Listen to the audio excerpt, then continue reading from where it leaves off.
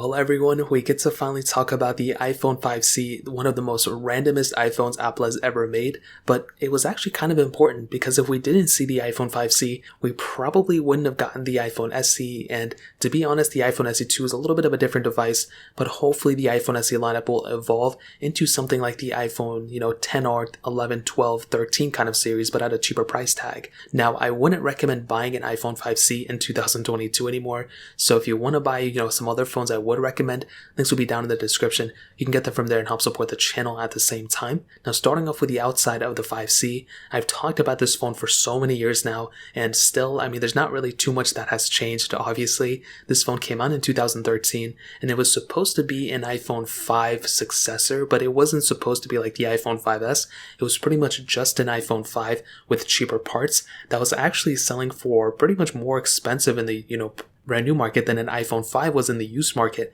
and an iPhone 5 was a better phone than the iPhone 5C, so it really didn't make too much sense at that moment, which was kind of funny. Now on the outside, the screen specifically, we have a 4-inch IPS panel. It was 640 by 1136, and overall, it was a good panel. I think at that time, it really wasn't too far off from the iPhone 5S. So I think that was one thing going for the 5C, that it was pretty much almost the same exact screen, and the front was the same on both of them. You did get a little bit of a better camera setup on the 5S, but the 5C on the front was pretty much almost exactly like the iPhone 5. Now on the bottom, lightning port with that headphone jack, and you have to remember, the lightning port was actually a pretty new port at that time because we actually didn't have the lightning port until the previous iPhone, which was the iPhone 5. So that was actually pretty crazy. The lightning port is still on all of our iPhones, and it was the second phone that came with it on the 5C. You have the headphone jack as well, and on the back, this was where the interesting thing and probably the weirdest thing about these iPhones was, it had a plastic back on this iPhone, which was so strange. Since then, if you think about it,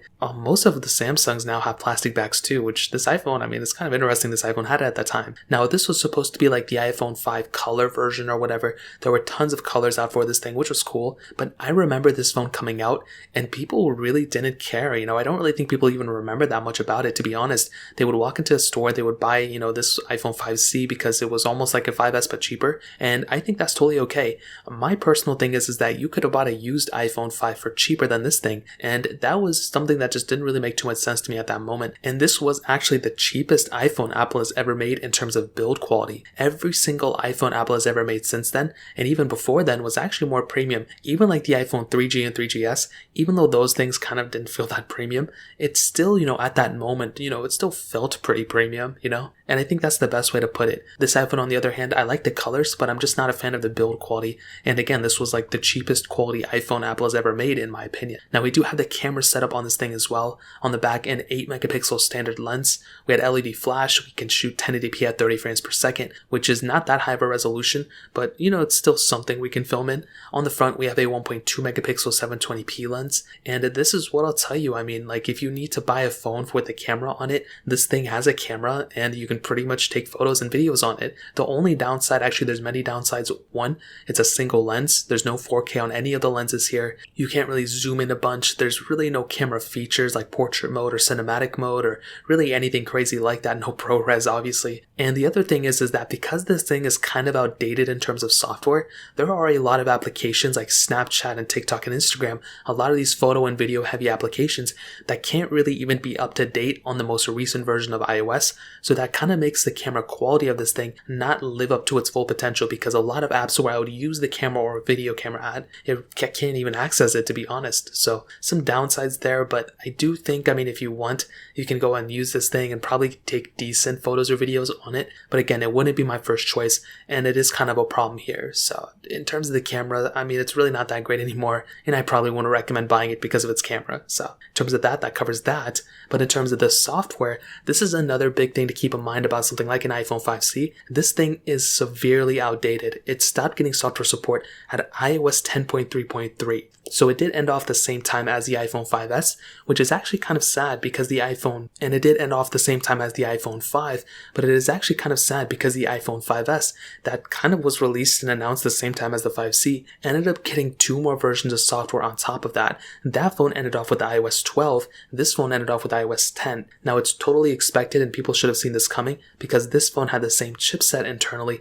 as the iPhone 5, but it's still pretty crazy to me that there was that big of a difference between these phones, but it's not even as crazy between an iPhone 6 and an iPhone 6S. That is definitely the craziest difference I've ever seen from one iPhone to the other. With something like the 5C, I mean, you're really outdated. There's no point in picking it up because of its lack of software updates and lack of security updates as well. So that is another massive thing to keep in mind about this phone. So in terms of the software quality, that pretty much covers it up there. Now another big thing about the iPhone 5C is the performance. So this device had that Apple A6 chip inside of it with 1 gigabyte of RAM. And as I've said before, the performance of this iPhone, it isn't bad, which is surprising. You would expect this iPhone to probably not be as good as something like an iPhone 5S or something, but it's still actually pretty decent. iOS 10 has actually been super smooth. I don't know why. This software version has been really crazy. Obviously, it's, very weird now and clunky and there's not a lot going for it. But on the other hand, it's actually kind of smooth and there's not a lot of things going for it. There's not a lot of things going on in the background either, so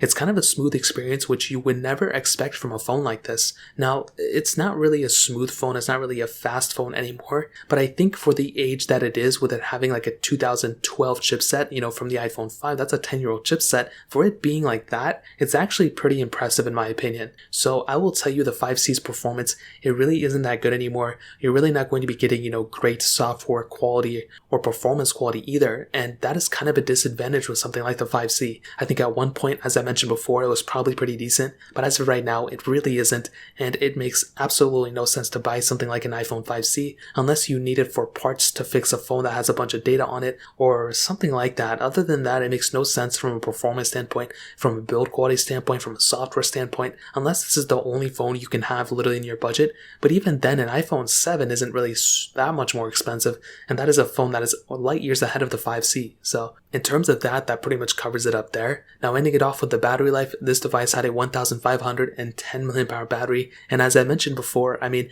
at that moment it was probably pretty decent. I'm sure some people actually saw it and maybe it had pretty decent battery life at that moment, but since then our battery life, even on our 13 Pros, is twice this size. So even the 13 mini has a way bigger battery than this thing. So again, it makes absolutely no sense to buy something like an iPhone 5C, especially from a battery standpoint. I mean, this phone really doesn't have that much battery life left in it. The battery's degraded quite a bit, and it makes even more sense to not buy it than it makes sense to buy it. So in terms of that covers that. And to be honest, the iPhone 5C is definitely a phone I would not recommend buying anymore. Really, the only iPhone I would recommend in terms of the cheapest iPhone to buy is an iPhone 7. Any iPhone underneath that, it makes absolutely no sense to buy under any condition. Maybe a 6S if you really need an iPhone for the next couple of months, but other than that, the iPhone 7 is the lowest one I'd recommend. So that includes the iPhone 5C being disincluded in that list. I think the iPhone 5C was kind of like dead on arrival, to be honest. There really wasn't that much going for it at that time, and it makes even less sense to buy it now. Even an iPhone 5 still is a better deal than the iPhone 5C, and we are so many years, past this, life cycle. So in terms of that, that's pretty much what I'd recommend. If you guys have any other questions or anything like that, let me know in the comment section below. Hit the like button, that would mean so much, but definitely hit that subscribe button. More importantly than everything else, I love every single one of you guys. Hopefully I'll catch you guys in the next video. Peace out till then.